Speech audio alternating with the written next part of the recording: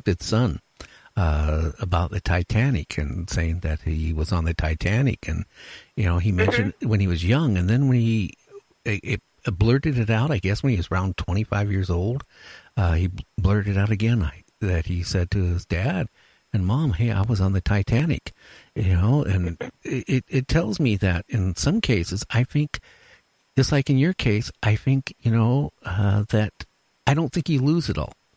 I think it might get buried, right.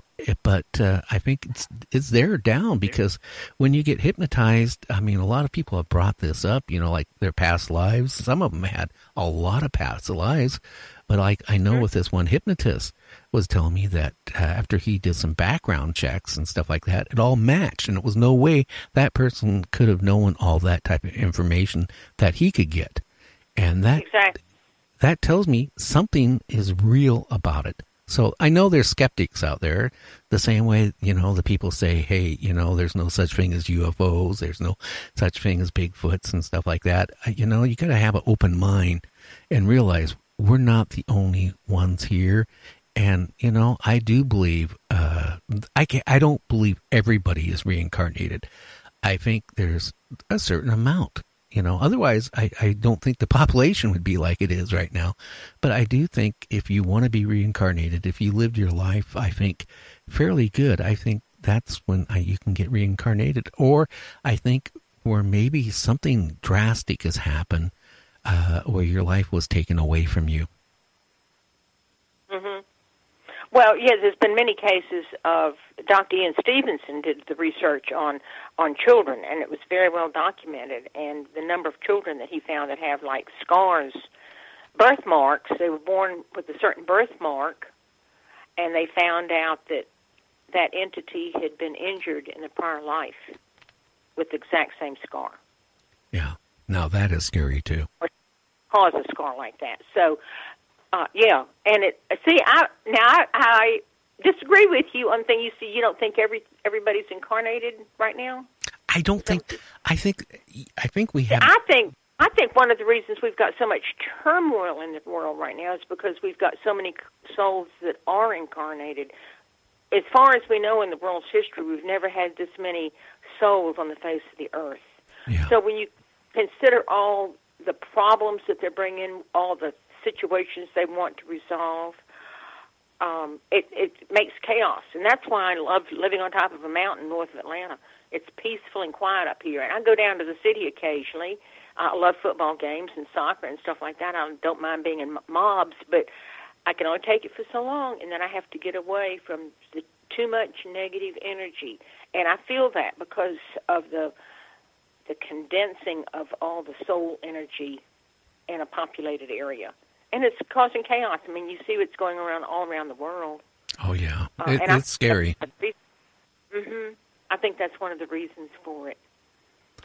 So that's why I'm kind of on a personal mission, is teach people about reincarnation. I've got a new workbook that's coming out that I've been working on for about the last 6 months to help people identify trends and characteristics in their own life and things that they like and dislike, to help them kind of get a handle on their, what I call your soul journey, things that your soul may have encountered. And I also tell people, if you're going to do past life work, be sure you do it with somebody reputable. Do not just go to any person. I think if you went to the wrong person, it could actually do so much damage to you. Good. I worked with my parapsychologist and documented so much of what we did was documented. I went to, when I lived in Virginia, which is it's a hotbed of psychic phenomena, and I went to the Casey Institute, and I had readings by two psychics in the Virginia Beach area, and both of them said, "Oh, we're going to tell you about your past lives." And I said, "Okay, go ahead. Let me know. I'd like to know about my past lives." Both of them were totally wrong. They had everything wrong. And that's why I tell people, you got to be careful with this stuff. It's not to be taken lightly. It's not to be taken lightly. And for some reason, people have this obsession about they were somebody famous. Why? Why would you want to be somebody famous?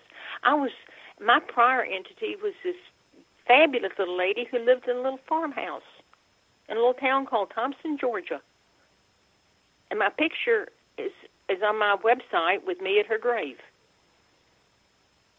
And she's surrounded by all these children that I talked about. Wow. Now, I want to get back to your book. Okay. Have you regretted, writing the book and having it published, or have you been harassed at all from writing the book at all? How has it been accepted from the general public?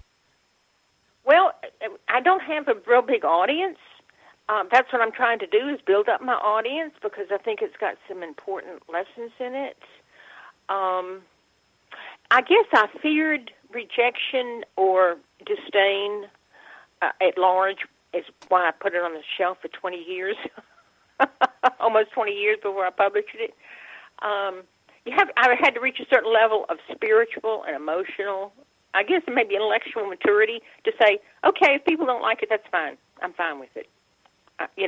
This is my story, and people can condemn it all they want. It doesn't bother me, because I know it's the truth, and I know how much it's documented. The medical records are documented.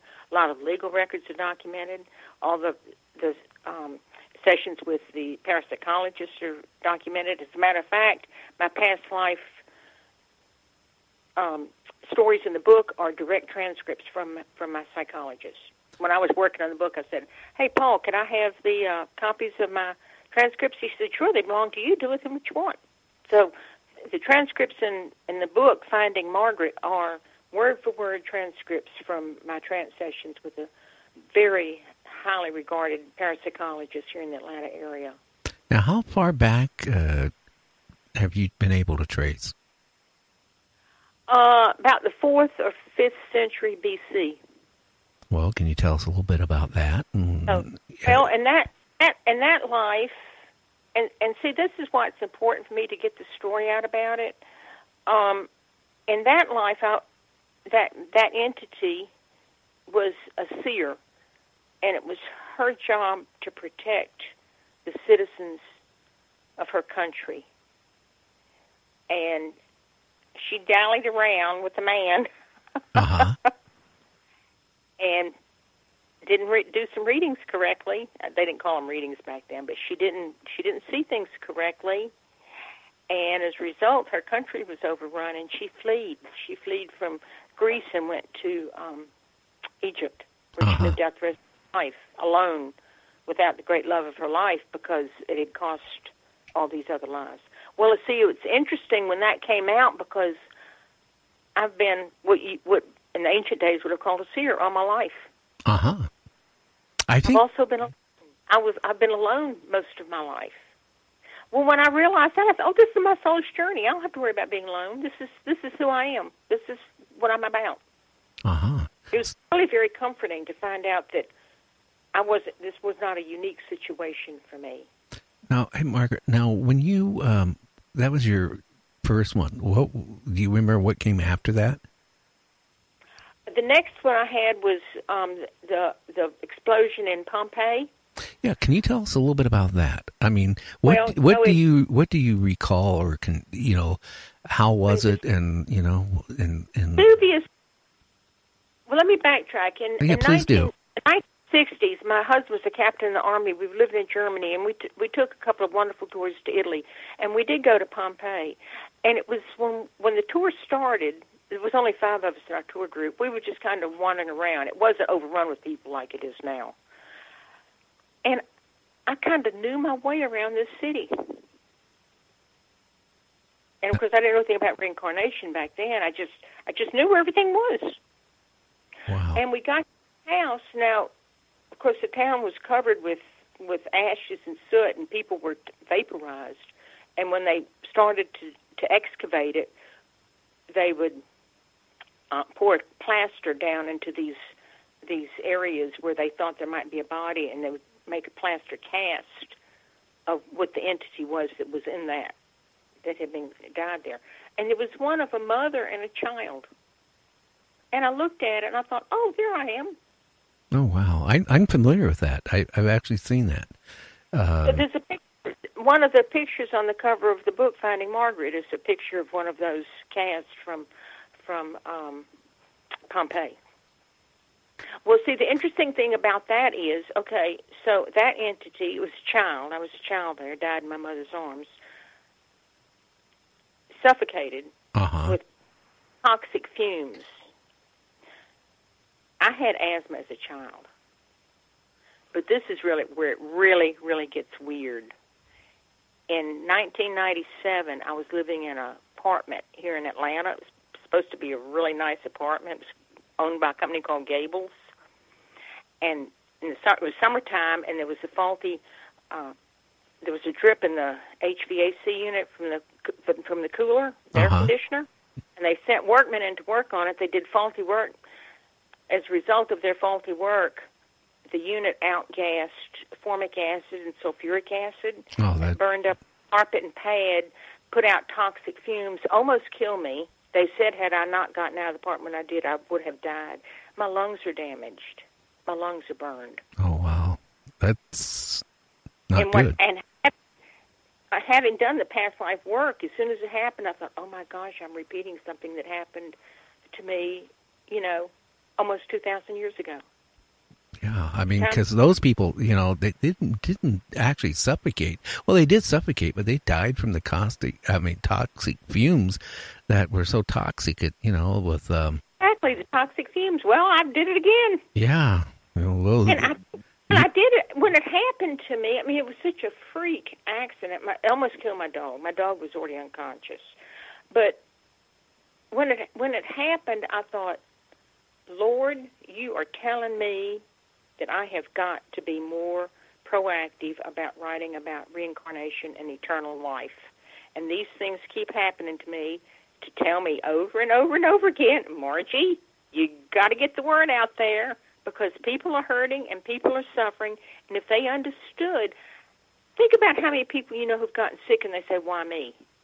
Yeah, well, actually, I know quite a few, including myself sometimes, actually. Know why. Yeah. It takes that tremendous burden off of you, and you can put your energy into getting well. So after the Pompeii, I mean, when was the next reincarnation, roughly?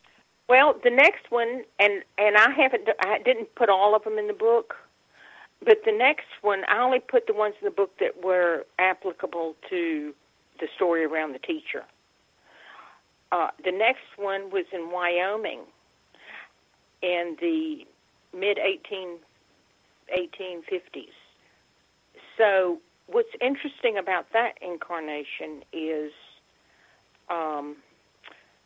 that teacher who I had taken care of as an infant when he was in Thompson, Georgia, she was this incarnation in Wyoming. She had a little brother. Interesting. And he fell in a river, and she tried to save him. And she was holding on with her arm to the point that it causes severe injury. And when I met that teacher again, that injury came back to me, and that's what was wrong with my arm. Oh, wow. Yeah, that's, See how it all starts to pan out? And I didn't make up this stuff. I mean, it was my doctors that found this stuff, and the psychologist, and, it's like, oh, my Lord. And that's why I decided to write the book. I thought I've got enough documentation, so I don't really care if people believe it or not. It's my story. Yeah, well, from what I gather from talking to a couple people who do this for a living, I mean, they said the majority of the people that they, regress don't even realize, anything, or remember anything they're put under. And all of a sudden they start, describing like what you're describing. And that, has it given you some peace, though, to realize, what's happened in the past and all that stuff? And it's given you the courage to write the book and get it out there. Right. And see, another thing is that a lot of people that are born with physical disabilities or will develop a severe pain that they have most of their lives, and it goes back to past life.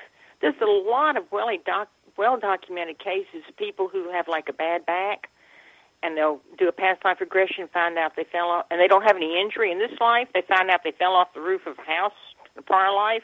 They broke their back. That's why they're hurting. As soon as they know what causes it, they're cured. Oh, wow. I mean, there's hundreds of cases like that. So there's also